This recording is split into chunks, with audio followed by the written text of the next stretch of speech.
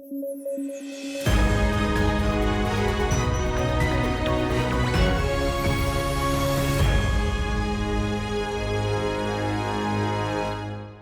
News at 9 programme में आपका स्वागत है। मैं हूं अमृत उपाध्याय। आइए जल्दी से देखें आज की हेडलाइंस।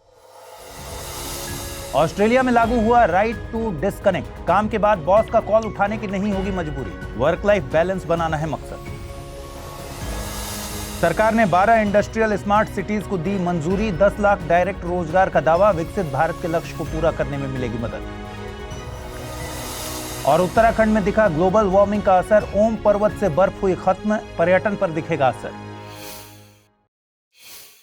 आइए शुरू करें। आप ऑफिस का काम निपटाकर फ्री हुए ही थे कि बॉस का कॉल आ गया है और उन्हें आपके प्रोजेक्ट पर जरूरी बात करनी है। आपके प्लान्स धरे के धरे रह गए और अब आप बॉस के साथ फोन पर हैं। आपने ऑफिस से लीव ली है, कुछ वक्त मी टाइम बिताना चाहते हैं, लेकिन बॉस ने उसी वक्त एक ईमेल भेज दिया है और आपको उस पर रिस्पॉन्स करना है। अगर आप ऑस्ट्रेलिया में रहते हैं तो यह सब करने की जरूरत नहीं है। आप काम के घंटों के बाद बॉस को रिस्पॉन्स न करें तो इस पर कोई कार्रवाई नहीं हो सकती। दरअसल हाल ही में ऑस्ट्रेलिया में राइट टू डिस्कनेक्ट लागू हो गया है। अब ऑस्ट्रेलिया के वर्कर्स को काम के वक्त के बाद अपने एम्प्लॉयर के कॉल, ईमेल और मैसेजेस को नजरअंदाज करने का कानूनी अधिकार है। इसका मकसद लोगों के काम और निजी जीवन के बीच एक बैलेंस बनाना है। ऑस्ट्रेलिया समेत दुनिया भर में कोविड के दौरान वर्क फ्रॉम होम में निजी जीवन और काम के घंटों के बीच की लाइन खत्म हो गई है। तकनीक के विकास ने वर्कप्लेस और घर के अंतर को बहुत हद तक खत्म कर दिया है। यह कानून वर्कर्स के लिए सीमाएं तय करने का काम करता है, जिससे उन्हें अपने काम के घंटों के बाद वर्क से संबंधित कम्युनिकेशन में शामिल न होना पड़े। ऑस्ट्रेलिया में प्रधानमंत्री एंथनी एल्बनीज की सरकार का मानना है कि जिस तरह वर्कर्स को 24 घंटे का पेमेंट नहीं दिया जाता, उसी तरह उनसे 24 घंटे काम की उम्मीद नहीं की जानी चाहिए। यह ऑस्ट्रेलिया की सरकार के फेयर वर्क एक्ट का हिस्सा है। आपको बता दें कि ऑस्ट्रेलिया पहला देश नहीं है जिसने इस तरह का कानून लागू किया हो। फ्रांस, बेल्जियम, इटली, आयरलैंड और स्पेन समेत तकरीबन 20 देशों में ऐसे कानून लागू हैं। इस कानून में एम्प्लॉयर को वर्किंग आवर्स के बाद कॉल करने से नहीं रोका गया है। इसमें वर्कर्स को सहूलियत दी गई है कि अगर वे जवाब न दें तो उन पर कोई एक्शन नहीं हो सकता। सुप्रीम कोर्ट ने जमानत से जुड़े मामले में एक अहम फैसला दिया है। कोर्ट के मुताबिक bail is the rule and jail is an exception. इसका विधिक सिद्धांत PMLA यानी prevention of money laundering act जैसे मामलों में भी लागू होगा। कोर्ट ने इस मामले में एक बड़ी जरूरी बात साफ की है। देखिए, आपने सुना होगा कि PMLA एक्ट में जमानत मिलना मुश्किल होता है। ये बात PMLA की धारा 45 के चलते कही जाती है। धारा 45 के मुताबिक मनी लॉन्ड्रिंग केस में आरोपी को तभी जमानत दी जा सकती है जब वह दोहरी शर्तों को पूरा करे, यानी पहली नजर में यह दिख रहा हो कि आरोपी ने अपराध नहीं किया, और दूसरा यह कि जमानत के दौरान अपराध होने की आशंका भी न बची हो। कोर्ट का इस मामले में कहना है कि यह धारा केवल दोहरी शर्तों को पूरा करने के लिए कहती है। जमानत के लिए लागू लीगल प्रिंसिपल की मनाही इसमें नहीं है। कोर्ट ने माना कि एक्ट जमानत के इस सिद्धांत में कोई बदलाव नहीं कर रहा, केवल दोहरी शर्तों को पूरी करने की बात कही गई है। अगर व्यक्ति इन शर्तों को पूरा करता है तो उसे जमानत दी जानी चाहिए। देखिए, बेल यानी जमानत हमारे इंडियन लीगल सिस्टम का एक अहम पहलू है। इस व्यवस्था के चलते किसी अपराध में आरोपी व्यक्ति की व्यक्तिगत स्वतंत्रता को सुनिश्चित किया जाता है। जमानत से मतलब किसी आपराधिक मामले में आरोपी व्यक्ति को दी जाने वाली रिहाई है, जिसमें मुकदमा अभी कोर्ट में लंबित है और कोर्ट ने निर्णय नहीं दिया है। आइए जानते हैं जमानत की व्यवस्था भारतीय लीगल सिस्टम में क्यों शामिल की गई। हमारे देश में बरसों तक ब्रिटिशर्स का शासन रहा है। हमने वो दौर देखा है जहां हमें अपनी बेसिक आजादी के लिए लड़ाई लड़नी पड़ी है। इसलिए संविधान निर्माताओं ने अनुच्छेद 21 को फंडामेंटल राइट के तौर पर संविधान में शामिल किया था। जमानत का प्रावधान अनुच्छेद 21 के तहत मिले फंडामेंटल राइट को भी सिक्योर करता है। साथ ही हमारी न्याय व्यवस्था में व्यक्ति को दोष सिद्ध होने तक निर्दोष माना जाता है। जमानत के प्रावधान से किसी आरोपी व्यक्ति को बेवजह जेल में रखने से बचाया जा सकता है। भारत में जमानत के कई प्रकार हैं। डिपेंड करता है कि मामला कैसा है और किस वजह से जमानत मांगी जा रही है। इनमें रेगुलर बेल, एंटीसिपेटरी बेल और अंतरिम यानी इंटरिम बेल शामिल है। अंतरिम जमानत से मतलब है जब आरोपी व्यक्ति ने रेगुलर या फिर एंटीसिपेटरी बेल के लिए अप्लाई कर रखा है तो उसकी सुनवाई से पहले अंतरिम जमानत कुछ शर्तों के साथ ग्रांट की जाती है। यह शॉर्ट टाइम के लिए ग्रांट की जाती है। एंटीसिपेटरी बेल यानी अग्रिम जमानत से क्या मतलब है? इससे मतलब है कि गिरफ्तारी से पहले ही व्यक्ति द्वारा इसके लिए अप्लाई कर दिया जाता है। इसमें उन्हें पता होता है कि उनको गिरफ्तार किया जा सकता है, तो वे कोर्ट से पहले ही अपील करके गिरफ्तारी के वक्त जमानत पर रिहा हो सकते हैं। आप हिंदी माध्यम से यूपीएससी की तैयारी तो करते हैं, मगर क्या प्रीलिम्स एग्जाम के मुश्किल सवालों से घबराते हैं? इसका मतलब है कि आप स्टडी IQ IAS हिंदी के प्रतिज्ञा प्लस बैच के बारे में नहीं जानते। देखिए, 31 अगस्त से शुरू हो रहे इस बैच में आपको 2025 के प्रीलिम्स को टारगेट करने वाले 37 साप्ताहिक टेस्ट तो मिल ही रहे हैं। साथ ही सबसे बड़ी खुशी के तौर पर मिल रही है हर टेस्ट के फर्स्ट रैंकर को 11,000 रुपए की पुरस्कार राशि। टेस्ट शुरू हो रहा है इसी 8 सितंबर से हर रविवार, जो चलेगा 18 मई 2025 तक। रिजल्ट का ऐलान टेस्ट के ही दिन शाम तक कर दिया जाएगा। तो अगर आप इन सुविधाओं को हासिल करना चाहते हैं तो अभी अमृत लाइव कोड यूज कीजिए और एडमिशन लीजिए। हाँ, एक बात और, इस समय स्टडी IQ पर चल रही है ग्रेट लर्निंग डेज सेल, जिसका लाभ उठाते हुए आप इस कोर्स को मात्र 23,999 रुपए में प्राप्त कर सकते हैं। ध्यान रखिए, ये छूट मात्र 31 अगस्त तक ही है। अब आपको कोई कंफ्यूजन हो तो amrit@studyiq.com पर मेल कर दीजिए। इधर उत्तराखंड से आ रही एक खबर वहां की टूरिज्म इंडस्ट्री के लिए बड़ी चुनौतियां ला सकती है। दरअसल उत्तराखंड स्थित ओम पर्वत से पहली बार बर्फ पूरी तरह गायब हो गई थी। इसके लिए विशेषज्ञों ने ऊपरी हिमालयी क्षेत्र में कम वर्षा, छिटपुट बर्फबारी, वाहन प्रदूषण में वृद्धि और ग्लोबल वार्मिंग को जिम्मेदार माना है। लोगों का मानना है कि अगर लंबे वक्त तक ओम पर्वत स्नोलेस रहा तो यहाँ के पर्यटन पर भी असर देखने को मिलेगा। हालांकि फिर ओम पर्वत पर बर्फबारी हो गई थी। ओम पर्वत व्यास वैली में 14,000 फीट की ऊंचाई पर स्थित है। यहाँ पर्वत के टॉप पर बर्फ हिंदी में ओम के आकार का पैटर्न बनाती है, इसीलिए इसे ओम पर्वत नाम दिया गया है। ये पर्वत भारत और नेपाल की सीमा पर स्थित है। साथ ही हिंदू और बौद्ध दोनों मान्यताओं में बहुत महत्वपूर्ण है। हिंदू मान्यता के मुताबिक ये ओम पर्वत कैलाश पर्वत का आध्यात्मिक भाई है। इसके अलावा बौद्ध परंपरा में इसे आध्यात्मिक जागृति के प्रतीक के रूप में देखा जाता है। ओम पर्वत उत्तराखंड के धारचूला में स्थित है। आपको बता दें, उत्तराखंड को उत्तर प्रदेश से ही अलग करके 9 नवंबर 2000 को गठित किया गया था। ये अपनी सीमा हिमाचल प्रदेश, उत्तर प्रदेश, हरियाणा, नेपाल और तिब्बत से साझा करता है। उत्तराखंड देवभूमि के नाम से प्रसिद्ध है। यहाँ पर yoga capital of the world Rishikesh स्थित है। हिंदुओं की प्रसिद्ध 4 धाम यात्रा के यमुनोत्री, गंगोत्री, केदारनाथ और बद्रीनाथ यहीं पर हैं। भारत का पहला नेशनल पार्क जिम कॉर्बेट यहीं पर है।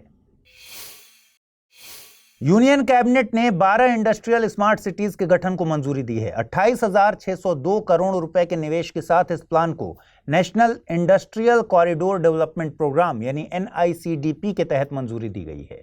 यह प्रोजेक्ट 10 राज्यों को कवर करता है। इसमें उत्तराखंड में खुरपिया, पंजाब में राजपुरा पटियाला, महाराष्ट्र में दीघी, केरल में पलक्कड़, यूपी में आगरा और प्रयागराज, बिहार में गया, तेलंगाना में जहीराबाद, आंध्र प्रदेश में ओरवाकल और कोपरथी और राजस्थान में जोधपुर पाली शामिल हैं। इस प्रोजेक्ट से देश के औद्योगिक परिदृश्य में चेंज आएगा। औद्योगिक केंद्रों और शहरों का एक मजबूत नेटवर्क तैयार होगा, जिससे आर्थिक विकास और वैश्विक प्रतिस्पर्धा को बढ़ावा मिलेगा। साथ ही ये कदम भारत के 2047 तक विकसित राष्ट्र के लक्ष्य को पूरा करने में भी मदद करेगा। इससे 10 लाख प्रत्यक्ष रोजगार और 30 लाख अप्रत्यक्ष रोजगार के सृजन की उम्मीद की जा रही है। सरकार का दावा है कि दुनिया भर से मैन्युफैक्चरिंग भारत की तरफ शिफ्ट हो रहा है, चाहे फिर वो इलेक्ट्रॉनिक्स मैन्युफैक्चरिंग हो, मोबाइल मैन्युफैक्चरिंग या फिर डिफेंस। सरकार की ये इंडस्ट्रियल स्मार्ट सिटीज इस शिफ्टिंग को भारत के फेवर में करने में अहम भूमिका निभाएंगी। NICDP भारत सरकार का अवसंरचना निर्माण के लिए एक महत्वाकांक्षी कार्यक्रम है और इसके जरिए भारत सरकार भारत में अवसंरचना के क्षेत्र में आने वाली हर चुनौती को दूर करना चाहती है। ये बड़ी इंडस्ट्रीज और MSMEs दोनों से निवेश को आसान बनाने के लिए काम करता है। इससे भारत के 2030 तक $2 ट्रिलियन के निर्यात के लक्ष्य को पूरा किया जा सकेगा। यह प्रोजेक्ट सरकार के PM गति शक्ति प्लान के साथ भी अलाइंड है, जो कि मल्टी मोडल कनेक्टिविटी के लिए भी काम करता है। यहां एक बात समझिए, NICDP के तहत सरकार इंडस्ट्रियल कॉरिडोर बना रही है, जहां पर मैन्युफैक्चरिंग यानी विनिर्माण होगा। वहीं PM गति शक्ति लॉजिस्टिक को सीमलेस बनाने पर काम करती है। मतलब ये कि जो सामान बनेगा उसे कम वक्त में सतत परिवहन के जरिए डेस्टिनेशन तक पहुंचाया जा सकेगा। आइए देखें आज का टर्म ऑफ द डे। आज का टर्म ऑफ द डे है स्थायी जमींदारी व्यवस्था। जमींदारी व्यवस्था अंग्रेजों की देन थी। इसका मकसद आर्थिक लाभ कमाना था। इस व्यवस्था को कई अलग अलग नामों से जाना जाता है, जैसे जागीरदारी, मालगुजारी, बीसवेदारी इत्यादि। ब्रिटिशर्स ने भारत को लूटने के कई तरीके बनाए थे, जिसमें से लैंड रेवेन्यू सिस्टम या भू राजस्व व्यवस्था एक तरीका है। जमींदारी व्यवस्था इन्हीं का एक हिस्सा है। इसमें जमींदार को भूमि यानी जमीन का मालिक माना जाता था और जमींदार वो व्यक्ति है जो भूमि पर कर की वसूली करता है। भूमि का मालिक होने के नाते जमींदार भूमि से जुड़े निर्णय ले सकता था, लेकिन उसे सरकार को कर देना होता था। अगर वो कर नहीं दे पाया तो उसकी भूमि जब्त कर ली जाती थी। इसमें सरकार कर की दरें एक बार में ही निश्चित कर देती थी। मतलब यह कि जमींदार से सरकार किस दर पर कर वसूलेगी ये तय था, लेकिन जमींदार किसानों से किस दर पर कर वसूलेगा ये तय नहीं था। इसके चलते किसानों से वसूली की दरें बढ़ती जाती थी। कर न दे पाने की स्थिति में किसानों को भूमि से बेदखल कर दिया जाता था। यह व्यवस्था बंगाल, बिहार, उड़ीसा, यूपी के बनारस खंड और उत्तरी कर्नाटक में अपनाई गई। ब्रिटिश भारत की 19% भूमि पर यह व्यवस्था लागू थी। आइए देखें आज का रैपिड न्यूज। भारत की न्यूक्लियर सबमरीन अरिघात बनकर तैयार है। इसे कल यानी 29 अगस्त को इंडियन नेवी को सौंपा जा सकता है। अरिघात को 2017 में लॉन्च किया गया था। यह दूसरी स्वदेशी न्यूक्लियर सबमरीन है। इससे पहले भारत की पहली न्यूक्लियर सबमरीन आईएनएस अरिहंत को 2016 में नौसेना में शामिल किया गया था। आईएनएस अरिघात इसी का अपग्रेडेड वर्जन है। इसे विशाखापत्तनम में भारतीय नौसेना के शिप बिल्डिंग सेंटर में बनाया गया। अरिहंत की तरह ही अरिघात 750 किलोमीटर की रेंज वाली K-15 मिसाइलों से लैस होगी। जय शाह को इंटरनेशनल क्रिकेट काउंसिल ICC का नया चेयरमैन नामित किया गया। उन्हें इस पद के लिए निर्विरोध चुना गया है। 35 साल की उम्र में शाह इस पद पर आसीन होने वाले सबसे युवा चेयरमैन बन गए हैं। इसके अलावा वे इस पद पर आसीन होने वाले 5वें भारतीय होंगे। शाह ने ग्रेग बार्कली की जगह ली है और वे 1 दिसंबर को अपना पद संभालेंगे। ICC क्रिकेट के लिए वैश्विक गवर्निंग बॉडी है। इसकी स्थापना इंपीरियल क्रिकेट बोर्ड के रूप में की गई थी। 1965 में इसका नाम इंटरनेशनल क्रिकेट कॉन्फ्रेंस और 1989 में इंटरनेशनल क्रिकेट काउंसिल कर दिया गया। ICC ने 2016 में अध्यक्ष का पद समाप्त कर दिया था। इसके स्थान पर इंडिपेंडेंट चेयरमैन का पद बनाया गया और ICC के इंडिपेंडेंट चेयरमैन पद के लिए कोई भी व्यक्ति 2 साल के 3 कार्यकाल के लिए पात्र होता है। भारत बायोटेक इंटरनेशनल लिमिटेड की ओर से हैजा के खिलाफ लड़ने के लिए एक बड़ा कदम उठाया गया है। कंपनी ने सिंगल स्ट्रेन ओरल हैजा वैक्सीन लॉन्च किया है, OCV। इस हिलचॉल नामक वैक्सीन को हिलमैन लैबोरेटरीज के लाइसेंस के तहत विकसित किया गया है। भारतीय औषधि महानियंत्रक ने कंपनी के संयंत्र में वैक्सीन के निर्माण को मंजूरी भी दे दी है।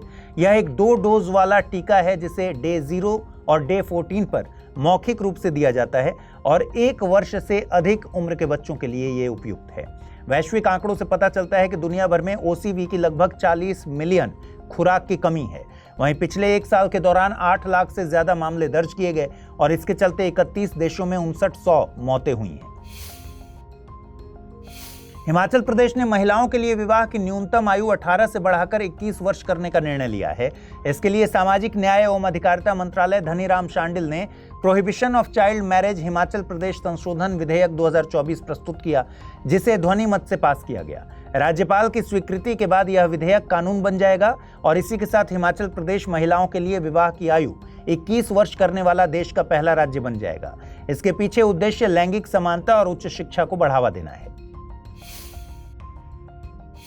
इस समय विश्व नवीकरणीय ऊर्जा की ओर ट्रांजिशन की तत्काल आवश्यकता से जूझ रहा है। ऐसे में सोलर पैराबोलाइड तकनीक एक पोटेंशियली ट्रांसफॉर्मेटिव सॉल्यूशन के रूप में उभर रही है। सौर पैराबोलाइड तकनीक पैराबोलिक ट्रफ कलेक्टर PTC नामक सिस्टम का उपयोग करके संचालित होती है। इस सिस्टम में पैराबोलिक मिरर्स और रिसीवर ट्यूब मुख्य घटक होते हैं। पैराबोलिक मिरर्स पैराबोला के आकार के होते हैं और इन्हें मिरर की फोकल रेखा पर स्थित रिसीवर ट्यूब पर सूर्य के प्रकाश को केंद्रित करने के लिए डिजाइन किया जाता है और ये ट्यूब सूर्य की केंद्रित रोशनी से अंदर मौजूद तरल पदार्थ को गर्म करती है। गर्म किए गए तरल पदार्थ का उपयोग स्टीम टरबाइन के माध्यम से बिजली उत्पन्न करने या औद्योगिक प्रक्रियाओं के लिए किया जा सकता है। आइए देखें आज के बुलेटिन पर आधारित सवाल। पहला सवाल है, इंटरनेशनल क्रिकेट काउंसिल के चेयरमैन के लिए निम्नलिखित में से किसे नामित किया गया? अमित शाह, जय शाह, नीता अंबानी या फिर अंजू बॉबी जॉर्ज? अगला प्रश्न है, हाल ही में किस देश में राइट टू डिस्कनेक्ट लागू किया गया है? USA, चीन, भारत या फिर ऑस्ट्रेलिया? आइए देखें पिछले बुलेटिन में मैंने आपसे क्या सवाल पूछे थे, उनके सही जवाब कौन से हैं। पहला सवाल था, खबरों में रहा अरबाद डैम किस देश से संबंधित है? सऊदी अरब, ईरान, सूडान या फिर पाकिस्तान? सही जवाब है विकल्प C। अगला प्रश्न था, निम्नलिखित कथनों पर विचार कीजिए। शानशान तूफान जापान से संबंधित है। रूमी 1 भारत का पहला हाइब्रिड रीयूजेबल रॉकेट है। उपर्युक्त में से सही कथन या कथनों का चुनाव कीजिए। केवल 1, केवल 2, 1 और 2 दोनों, न तो 1 नहीं 2। सही जवाब है विकल्प C। तो आज इस बुलेटिन में फिलहाल इतना ही। कल रात 9 बजे आपसे फिर से मुलाकात होगी। जल्दी से इस बुलेटिन को लाइक कर दीजिए। आज पूछे गए सवालों का जवाब कमेंट सेक्शन में दीजिए। और अगर आप इस बुलेटिन की PDF हासिल करना चाहते हैं तो अमृत उपाध्याय 007 टेलीग्राम चैनल है, जिस पर इसकी PDF रोजाना मिलती है। नमस्कार।